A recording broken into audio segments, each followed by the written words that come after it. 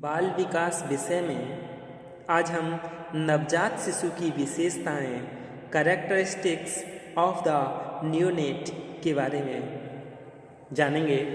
यानी नवजात शिशु की क्या विशेषताएं हैं। गर्भस्थ शिशु जो माँ के शरीर से जन्म लेता है उसे नवजात शिशु यानी न्यूनेट कहते हैं। यानी जो तुरंत के जन्म लेने वाले बच्चे होते हैं उन्हें नवजात शिशु कहते हैं। जन्म से आधा घंटा आयु तक बालक पॉर्च्यूनेट कहलाता है। पॉर्च्यूनेट का मतलब यानी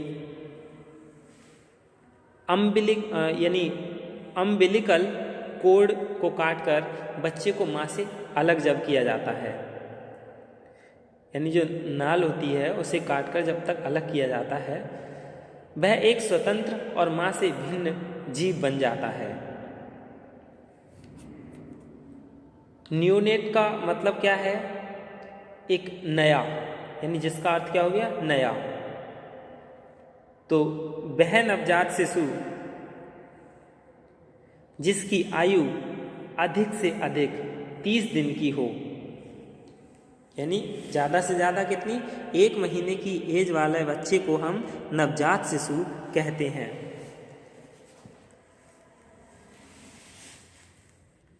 नवजात शिशु की विशेषताओं में अब हम शारीरिक विकास यानी आकार के बारे में जान लें।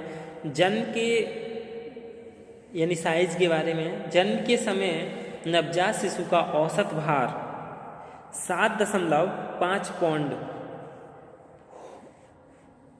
7.5 पौंड। 1 पौंड कितने के बराबर होता है? 453.592 ग्राम के बराबर होता है। तो जन्म के समय कितना हो गया उसका भार ग्राम में? 3401.94 ग्राम, यानी कि 3 किलो 400 ग्राम होता है।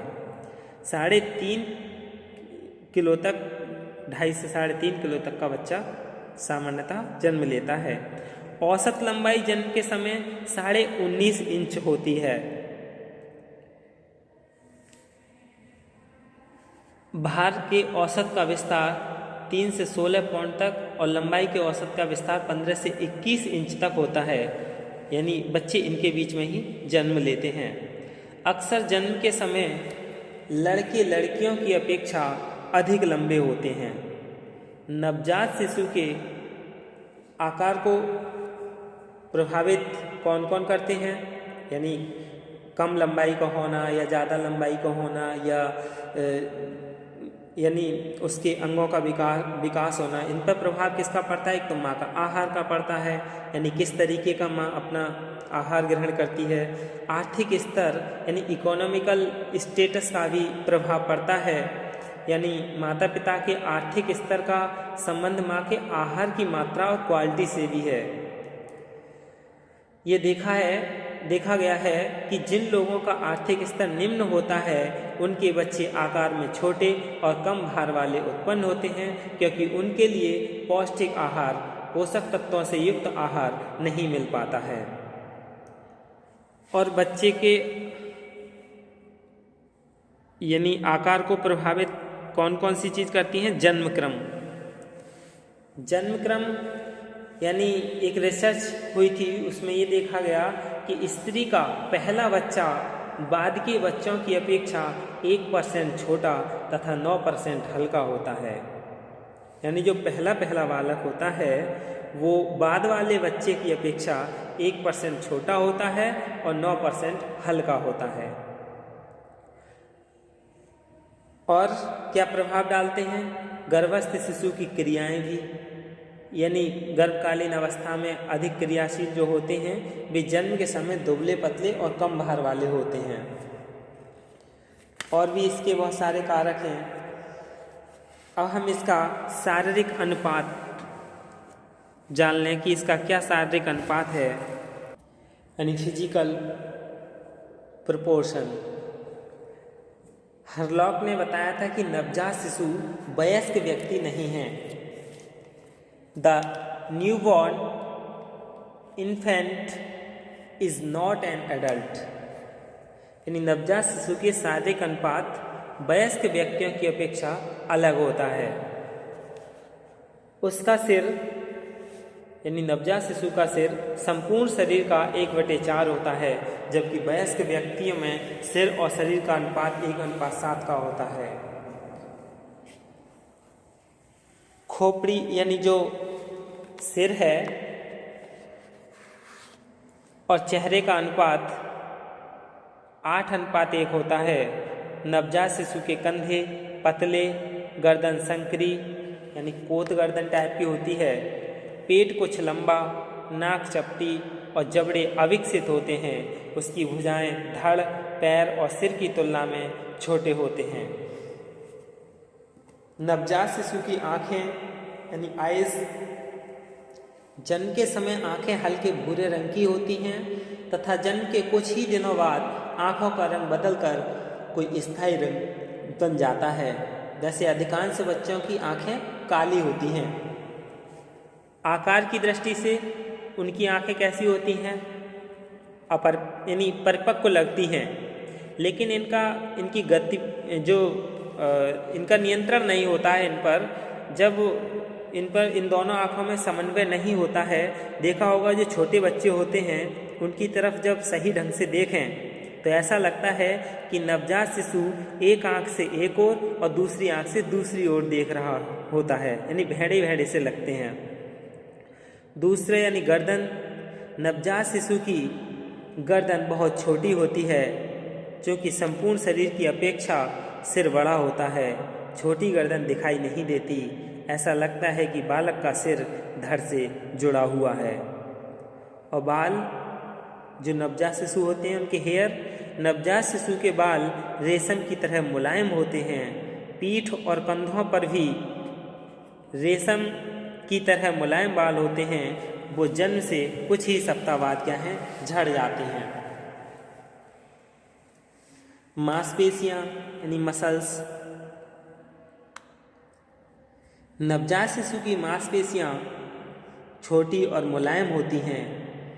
शिशु का इन पर अधिक नियंत्रण नहीं होता है। पैर और गर्दन की मांसपेशियां शरीर की अन्य मांसपेशियों की अपेक्षा कम विकसित होती हैं।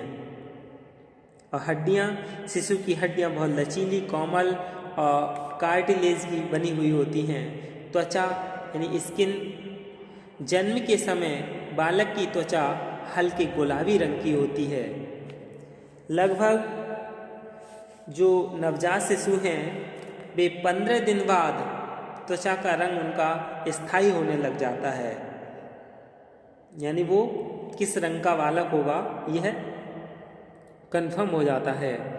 दांत यानी जन्म के समय शिशुओं में दांत होते ही नहीं हैं। जन्म के समय दांतों के होने का कारण जेनेटिक फैक्टर्स है। जो नवजात शिशु हैं उनकी श्वसन क्रिया जन्म के समय प्रारंभ में श्वसन की गति जो होती है वो 40 से 50 ब्रीथिंग यानी स्वदन सहु प्रति मिनट होती है, लेकिन एक सप्ताह के अंत तक यह गति 35 गतियाँ प्रति मिनट रह जाती है। प्रौढ़ व्यक्तियों में श्वसन की गति 18 गति प्रति मिनट होती है। धड़कन भी शिशुओं की अधिक होती है। तापक्रम यानी नवजात शिशुओं का तापक्रम 98.2 से 99 डिग्री फ़ारेनहाइट तक होता है। चूसने संबंधी सहज क्रिया गतियाँ यानी रिफ्लेक्स सकिंग मूवमेंट, जब नवजात शिशु के होठ छुए जाते हैं अथवा जब वह भूखा होता है उस समय उसमें चूसने संबंधी सहज क्रियात्मक गतियाँ होती हैं। जो शिशु स्तनपान करते हैं उनमें सकिंग मूवमेंट अन्य बच्चों की अपेक्षा अधिक मात्रा में पाए जाते हैं। भूख के आकुंचन यानी हंगर रैट्स, जन्म के समय बालक में भूख आकुंचन नहीं होते हैं। यह आकुंचन 2 या 3 सप्ताह की आयु के बाद विकसित होते हैं। एक रिसर्च में पता चला कि नवजात शिशुओं का पेट 4 से 5 घंटे में खाली हो जाता है। उसकी छोटी आंत 7 से 8 घंटे में खाली हो जाती है तथा बड़ी आंतें 2 से 14 घंटे में खाली होती हैं। शिशु मलमूत्र त्याग अक्सर फीडिंग के यानी आधे घंटे बाद करता है। 24 घंटे में शिशु लगभग 5 बार मलमूत्र का त्याग करता है। यह देखा गया है कि शिशु जिस समय मलमूत्र का त्याग करता है उस समय वह चुप रहता है। नींद के बारे में भी सब जानते ही होंगे कि नवजात शिशु 15 से 20 घंटे प्रति दिन सोता है, लेकिन वह इतने घंटे लगातार नहीं सोता है। वह लगभग 2-2 घंटे की नींद लेता है। जैसे जैसे उसकी आयु बढ़ती जाती है उसकी नींद का अंतराल बढ़ता जाता है। उसकी नींद भी 2-2 घंटे के बजाय अधिक समय की होती है। भूख होने पर, पीड़ा होने पर या आंतरिक कष्ट होने पर उसकी नींद खुल जाती है। जो नवजात शिशु हैं वो जन्म के कुछ समय के बाद ही क्रंदन करना शुरू कर देते हैं। जन्म के समय बालक के क्रंदन का बहुत बड़ा लाभ है। उसके क्रंदन से उसके फेफड़े फूल जाते हैं और उसकी श्वसन क्रिया आरंभ हो जाती है। श्वसन क्रिया आरंभ होने से उसके रक्त को ऑक्सीजन मिलने लग जाता है और जन्म के समय वह पहला अवसर होता है जब मनुष्य अपनी आवाज़ प्रथम बार सुनता है। जन्म के 24 घंटे बाद ही शिशु के क्रंदन के अर्थ बदल जाते हैं। यानी नवजात शिशुओं को क्रंदन कुछ विशेष अक्षरों से प्रारंभ होता है। यानी रोते समय शिशु हाथ पैर चलाता है और कभी हाथ की मुट्ठी खोलता है तो कभी बंद करता है। संवेदनशीलता यानी नवजात शिशु की संवेदनशीलता का अध्ययन तो बहुत कठिन है, क्योंकि इस प्रकार के अध्ययन अंतर्दर्शन विधि से किए जाते हैं, ऑब्जर्वेशन मेथड से। यानी दृष्टि की साइट, जन्म के समय आँख का रेटिना पूर्ण रूप से परिपक्व नहीं होता है।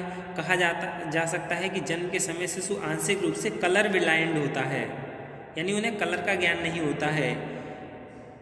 और जन्म के 7वें दिन शिशु रंगों के प्रति अनुक्रिया करते हैं। लड़कों की अपेक्षा लड़कियां जन्म के 7 दिन से 9 दिन में रंग उद्दीपकों के प्रति अनुक्रिया अधिक करती हैं। आँख के रेटिना के शंकुओं और दंडों की संख्या उतनी ही होती है जितनी कि वयस्क व्यक्तियों में। सुनने की क्षमता यानी हियरिंग, श्रवण, जन्म के 10 मिनट में बच्चा सुनने लग जाता है, परंतु अन्य लोगों का विचार है कि जन्म के कुछ दिन बाद तक बालक पूर्णतः बहरा होता है। नवजात शिशु जन्म के 3रे दिन से 7वें दिन के मध्य ध्वनि उद्दीपकों के प्रति अनुक्रिया करने लगता है।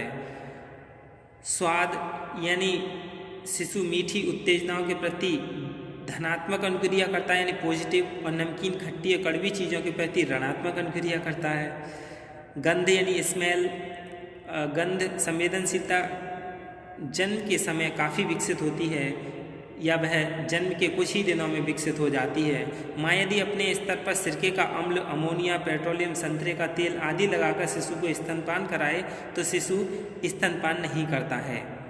त्वचा संवेदनशीलता, स्पर्श, दबाव, ताप और पीड़ा संबंधी संवेदनशीलता बालक के जन्म के समय पाई जाती है या इसका विकास जन्म के कुछ ही समय में हो जाता है। और जो अन्य अंगों की अपेक्षा होठ अधिक संवेदनशील होते हैं। ताप उद्दीपकों की अपेक्षा शीत यानी गर्मी की अपेक्षा ठंडे जो उद्दीपकों के प्रति शिशु अधिक अनुक्रिया करता है। होठ, हथेली और पैर के तलवे में यह संवेदना अधिक मात्रा में पाई जाती है। इसी प्रकार पलक, माथे और नाक की झिल्ली में यह संवेदना अधिक मात्रा में पाई जाती है। यही क्या है, नवजात शिशु की विशेषताएं हैं। धन्यवाद।